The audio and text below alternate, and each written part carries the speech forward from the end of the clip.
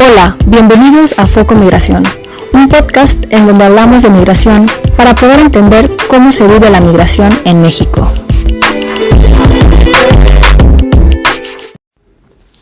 El día de hoy vamos a comenzar con Edith Françoise Kaufer-Michel, quien es doctora en Ciencia Política por el Instituto de Estudios Políticos de Aix-en-Provence, Francia, y ha estudiado movimientos de refugiados desde la perspectiva de lo político. Gracias por aceptar la invitación. Hola, buenas tardes. Ok, para comenzar, quisiera que me platicara, a partir de los estudios que ha realizado o la convivencia que ha tenido con diversas personas, cuáles son las diversas formas que tienen de percibir a los migrantes, las personas con las que ha conversado o pues desde su perspectiva, ¿no? ¿Cómo ve usted que perciben a los migrantes? Bueno, en términos generales, puedo hablar de mis investigaciones que he realizado, pero también de mi observación de la vida cotidiana y de mi propia experiencia como migrante.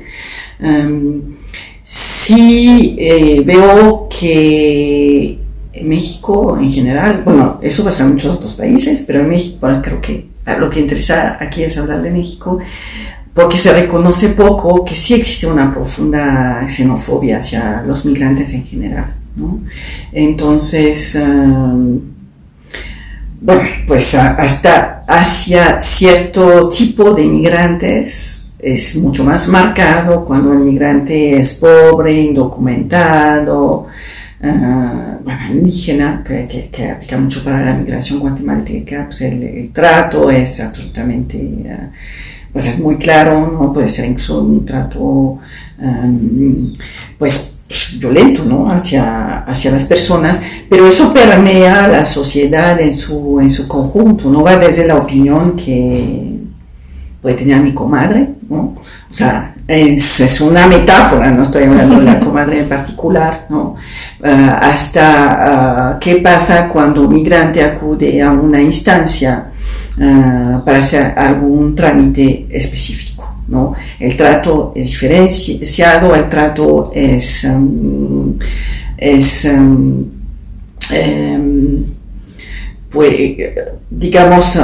parece ser que por no ser mexicano y no tener la nacionalidad mexicana, esta persona, por no ser ciudadana, carece de derechos fundamentales, ¿no? Que son los derechos humanos, ¿no? Y entonces a partir de eso abre la puerta a que sucedan todo tipo de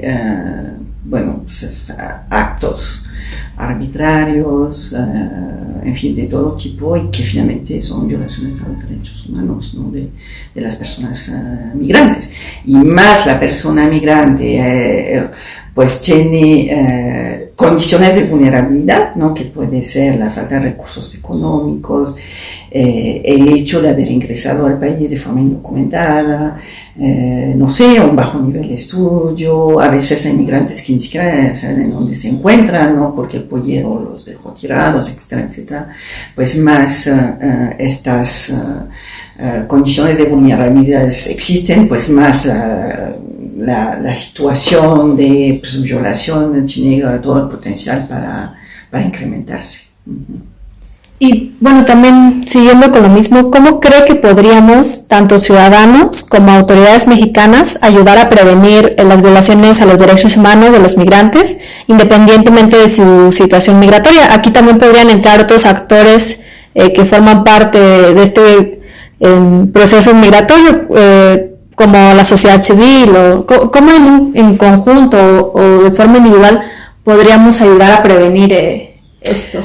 Bueno, el gobierno tiene que tener una política migratoria, cosa que, los especialistas dicen que en este país no hay política migratoria, ¿no? Tampoco hacia los mexicanos que van a Estados Unidos y que regresan, o sea, es un cero, o sea, no hay como tal, esto no existe, ¿no? Entonces, una política migratoria respetuosa de los derechos humanos, empezando desde las instancias que se supone deben de atender los derechos humanos de los migrantes, porque yo me recuerdo cuando se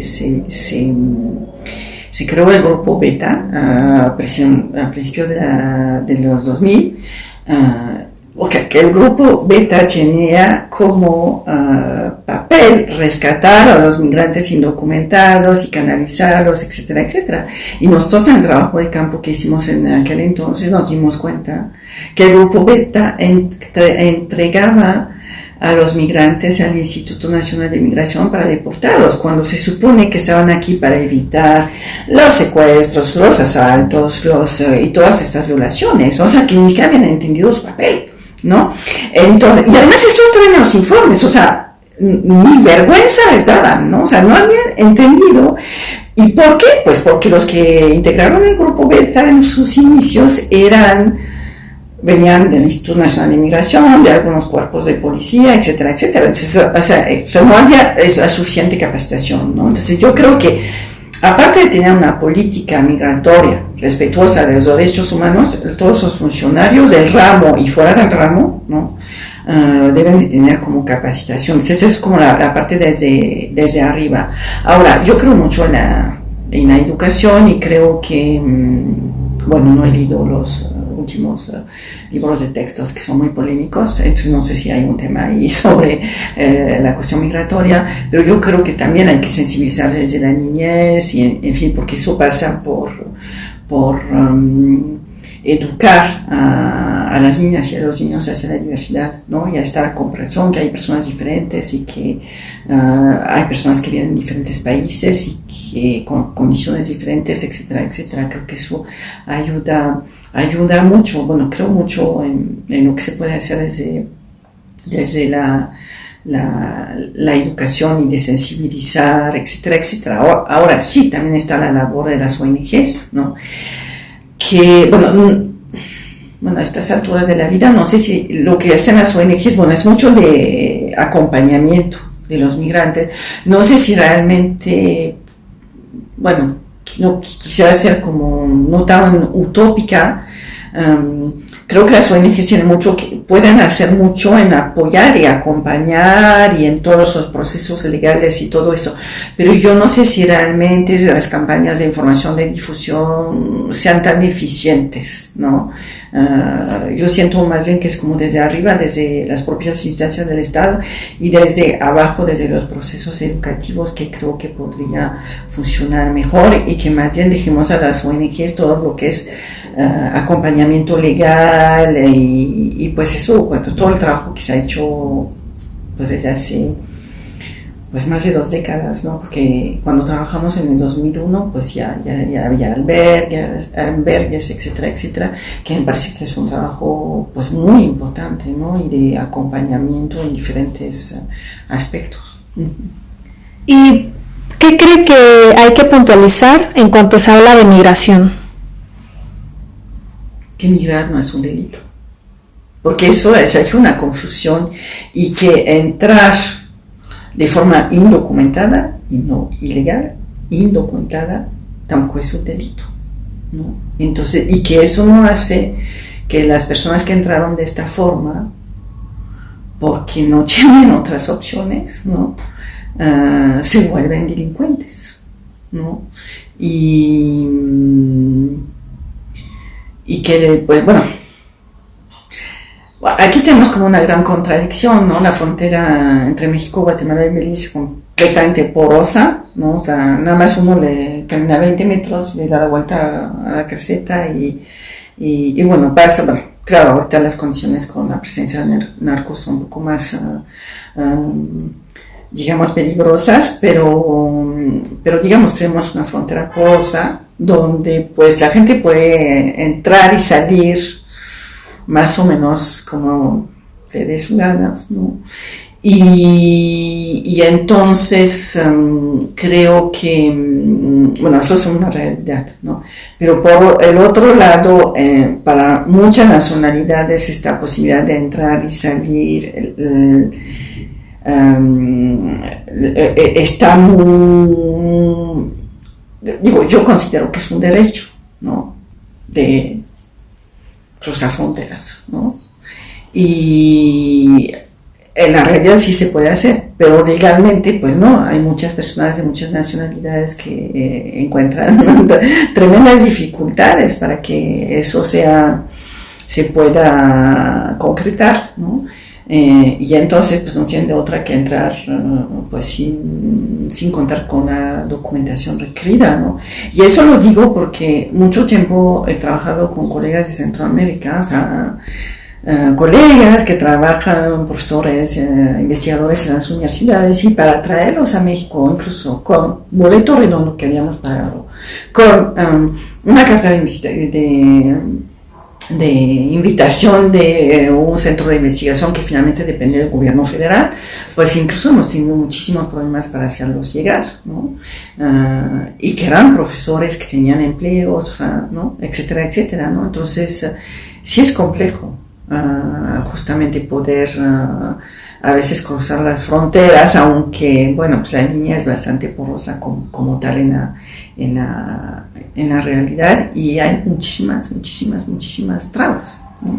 ¿Y esto que pasa con los centroamericanos, profesores, ocurre con otras nacionalidades o es como un problema específico de Centroamérica? Bueno, ocurre con cierta, o sea, México tiene un trato diferenciado en función del país de origen, ¿no? Hay, por ejemplo, pues, y no es recíproco, ¿no? O sea, es como una reciprocidad. En la mayoría de los ciudadanos de países europeos, de los países de Norteamérica, pues entran solamente con un documento, o sea, como turistas pueden entrar y tener una estancia de 3 meses sin mayor problemas, ¿no? Claro, la estancia como más largas para desarrollar otras actividades tiene otras implicaciones, digamos, migratorias, pero no, eso no pasa con los centroamericanos. O sea, lo que un guatemalteco tiene que presentar para hacer exactamente la misma actividad que lo que tiene que presentar un norteamericano es completamente diferente, ¿no? Entonces ahí hay un trato diferenciado en función de la nacionalidad, y eso aplica para países centroamericanos, para algunos países de Sudamérica, no todos, con tratos diferenciados, y para obviamente pues los países africanos, ¿no? que finalmente alimentan el grueso de la migración de tránsito hacia Estados Unidos, ¿no? Entonces, a veces muchos salvadoreños no buscan quedarse en México. Lo que buscan es atravesar el territorio mexicano para llegar a Estados Unidos, ¿no? Entonces, y obviamente, pues claro, eso también es parte de la política del gobierno norteamericano, ¿no? En eso México coadyuva, ¿no? A frenar el flujo de salvadoreños, en este caso, hacia los Estados Unidos, poniendo una serie de requisitos, incluso me acuerdo de profesores guatemaltecos que por tener la visa de entrada a Estados Unidos, pues hacían el trámite con suma facilidad, ¿no? Entonces ahí te dicen, bueno, el problema no es que no los dejan entrar a México, el problema es que México es un primer filtro para entrar a Estados Unidos, y ya con la visa norteamericana, pues te dan la visa para entrar a México con una facilidad sin hacer un trámite demasiado complicado. Entonces eso es como muy claro, ¿no?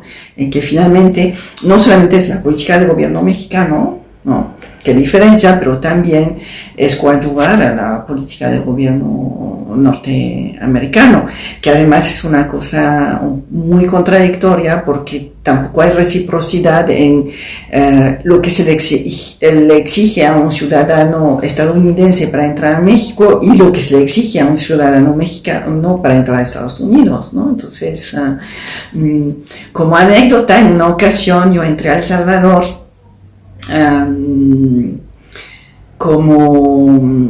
yo pensaba, porque yo tengo 2 pasaportes, un pasaporte francés y un pasaporte mexicano, y entonces uso el uno, y para salir de México salgo como mexicana, eso es obligatorio, porque aquí no tengo una nacionalidad francesa, solamente tengo la nacionalidad mexicana, pero puedo entrar a cualquier otro país con el pasaporte que más me conviene. Entonces, el pasaporte francés abre muchísimas más puertas que el pasaporte mexicano, Pero, por ejemplo, para entrar a ciertos países centroamericanos, a veces pienso que es mejor entrar como mexicana porque hay como más cercanía. Pero en una ocasión que entré a El Salvador con mi pasaporte mexicano, la persona de migración me preguntó si era la primera vez que yo entraba a El Salvador. Le dije que no. Pero me dice, no lo veo en su pasaporte. Le dije, es que yo tengo un pasaporte francés. Y me dice, pero ¿por qué no entrar con el pasaporte francés? Le dije, porque pensé que era mejor entrar con el pasaporte mexicano. Me dice, no, porque como mexicana no le cobramos $10, como francesa no le cobramos nada. Y le digo, entonces entro como francesa. Me dijo, no, ya es demasiado tarde. Me dijo, para la próxima vez. Pero le digo, pero ¿por qué pasa eso? Dice, porque tratan muy mal a los salvadoreños en México. Entonces la única cosa que podemos hacer es cobrarles $10 para entrar a El Salvador. Hace un poco como es como casi una señal mínima de protesta. No les podemos imponer una visa, pero por eso, ¿no? Entonces, porque sabemos que tratan muy mal a nuestros connacionales que quieren entrar a México y cuando atraviesan el país. Me impresionó mucho, ¿no? Así como que pero bueno, pues esta cuestión de falta de reciprocidad también tiene que ver con, pues, que hay unos más grandotes y más fuertes a nivel internacional en las relaciones internacionales, ¿no? Y que finalmente, pues lo que pasa en la relación México-Estados Unidos se replica en la relación, en este caso, entre México y El Salvador, ¿no? El grandote es el que impone sus condiciones y el chiquito hace lo que puede, ¿no? Sí, qué interesante, la verdad, esta anécdota y justamente porque se ve cómo la xenofobia que tiene México hacia los extranjeros puede afectar más allá que dentro, o sea, no solo afecta esta xenofobia a los extranjeros, a los migrantes, sino también afecta a los mexicanos, entonces es algo que tomar en cuenta como para cambiar, ¿no? También más adelante. Sí, de hecho en El Salvador, donde he hecho trabajo de campo, hay una visión muy negativa de los mexicanos, pero tiene que ver con la asociación a todas las vejaciones que sufren los salvadoreños en su tránsito a Estados Unidos, porque realmente la diáspora salvadoreña está particularmente en Estados Unidos. Digo, sí hay salvadoreños en México, pero la mayoría de la población, que es un país que tiene que es chiquito, con poca población, pero la mayoría de la población está en Estados Unidos, no está en México, ¿no? Entonces, realmente el interés del salvadoreño es ir a Estados Unidos para enviar remesas a su casa en El Salvador. Y bueno, regresando también a los tratos de los derechos humanos y todo eso, ¿en qué cree que se debe de poner atención al hablar sobre la persona del migrante?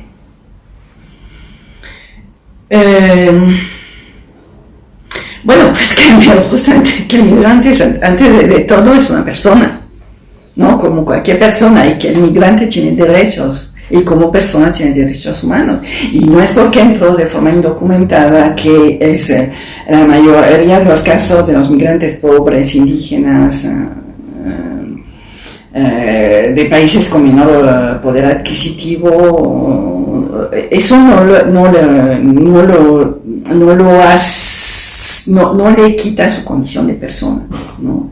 Y no es por esta situación que entonces tiene que ser, no es una carta blanca para que sea abusado, que sea asaltado, que sea, etcétera, etcétera, ¿no? Por el ciudadano común, ¿no? Y por las propias autoridades, ¿no? Porque como que eso es como esa idea, ¿no? Como es casi parece pretexto, ¿no? Como entraste, no tienes el documento y además que eres pobre, indígena, en fin, y que eres centroamericano, porque sí, o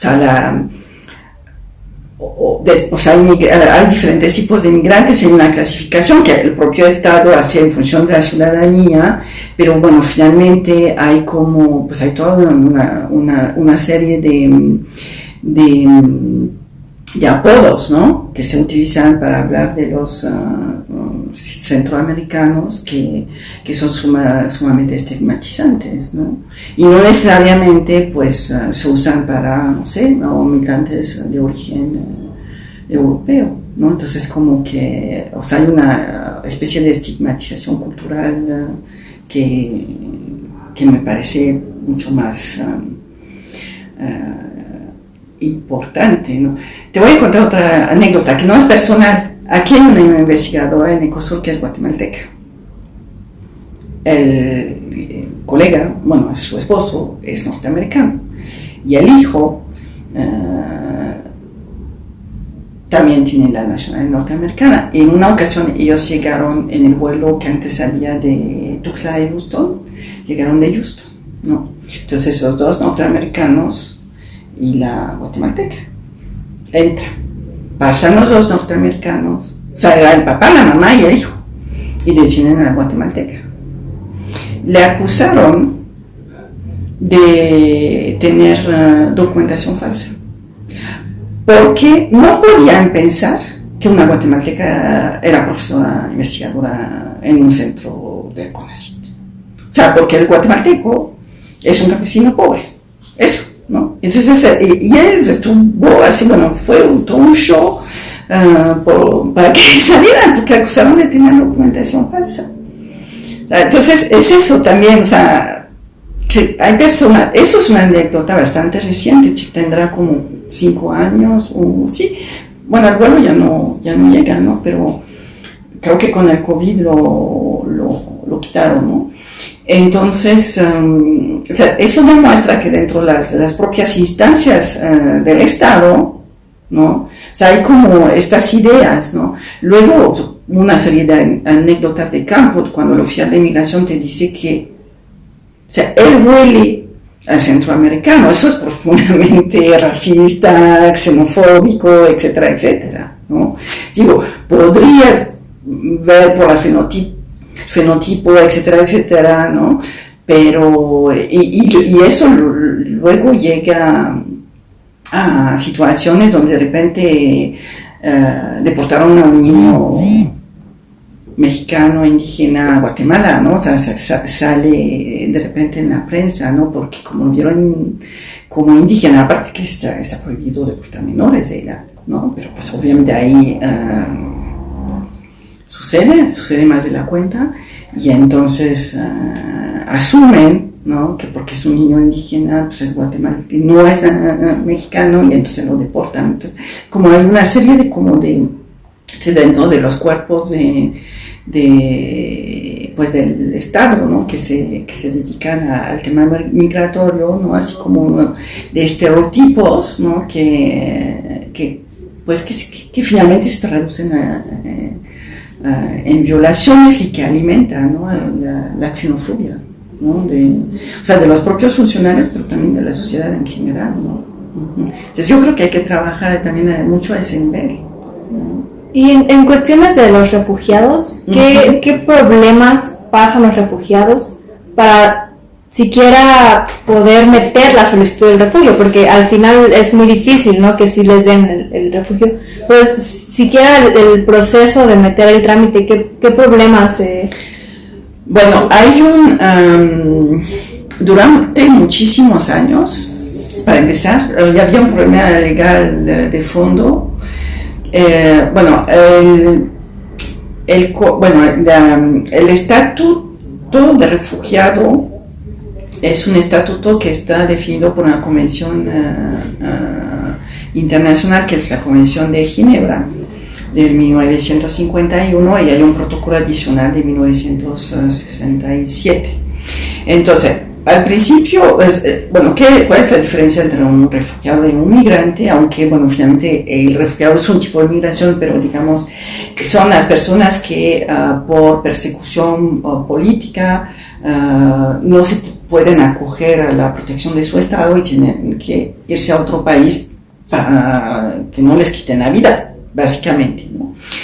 Claro que últimamente entran otro tipo de condición que tienen que ver no solamente con actividades políticas, pero también con aspectos, por ejemplo, bueno, hay refugiados a los cuales les dan el refugio porque huyen de la persecución, por pertenecer a una minoría étnica, pero también la diversidad sexual, etcétera, etcétera, ¿no? Entonces, que entran, bueno, ahorita se ha ampliado un poco más, ¿no?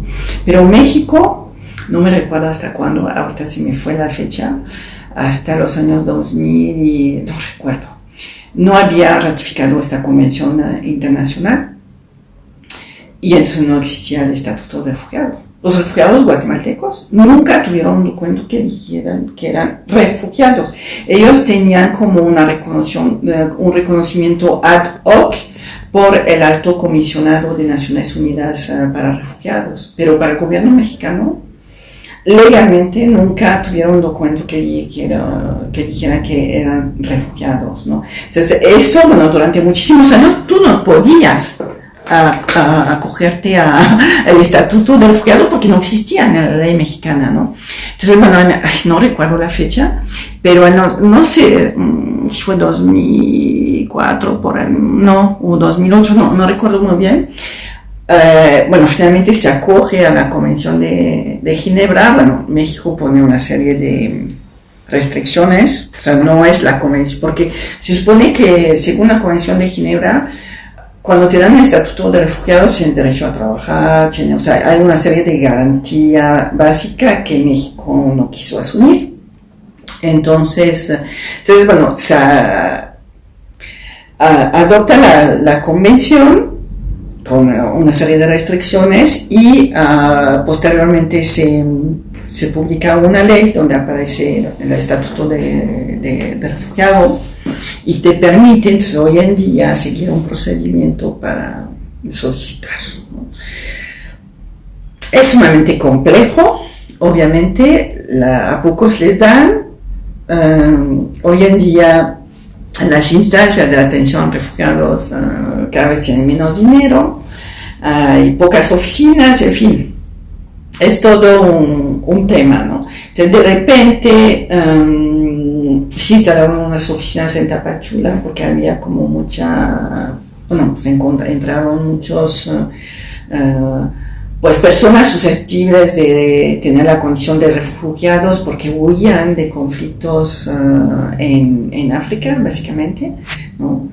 Y entonces, bueno, algunas situaciones pasan en otros países bueno, estoy hablando de fechas recientes, ¿no? En Sudamérica, bueno, el tema de Venezuela, en fin, que pueden en algunos casos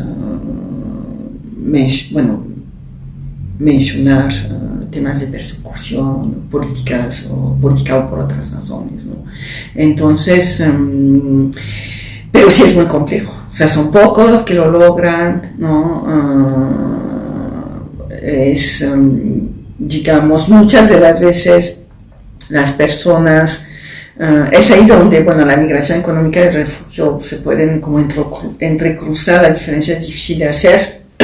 Hay muchos refugiados que finalmente buscan irse a Estados Unidos para trabajar como migrantes económicos, ¿no?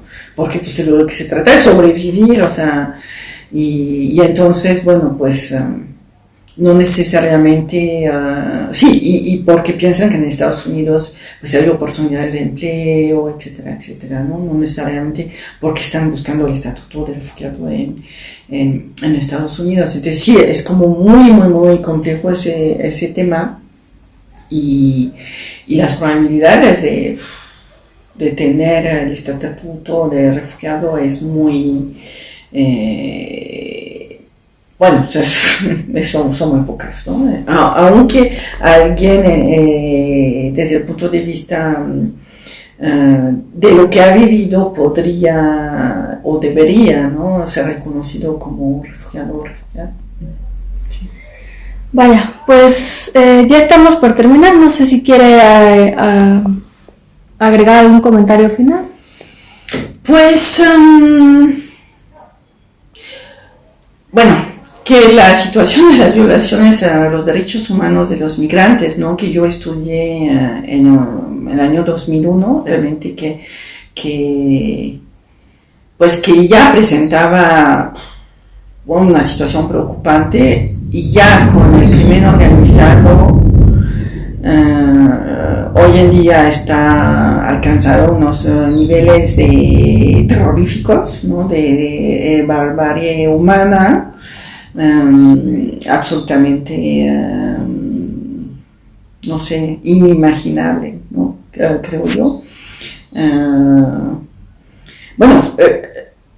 En su momento, hace 22 años, el tema no pintaba muy bien, y por estas mismas razones de la dificultad del tipo de testimonios, de las vivencias de las personas, yo preferí orientarme hacia otros temas de investigación, pero nunca me imaginé que vamos a llegar a estos niveles, ¿no? De violencia, de barbarie, de parecer que la vida no vale nada, ¿no? Como dice un dicho mexicano, y parecer que la vida de los migrantes, no tiene ninguna importancia ni para las instituciones del Estado mexicano, y tampoco para amplios grupos de la población mexicana. Bien, bueno, con eso terminamos esta valiosa conversación. Le vuelvo a dar las gracias, doctora Edith, por aceptar la invitación, y nos escuchamos hasta la próxima. Las opiniones vertidas en este espacio son de exclusiva responsabilidad de quien las emite y no representa necesariamente el pensamiento de Foco Migración.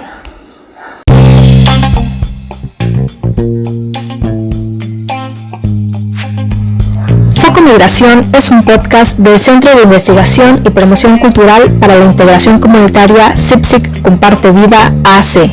La locución y la edición de audio está a cargo de Alondra Victoria García. Nos escuchamos a la próxima.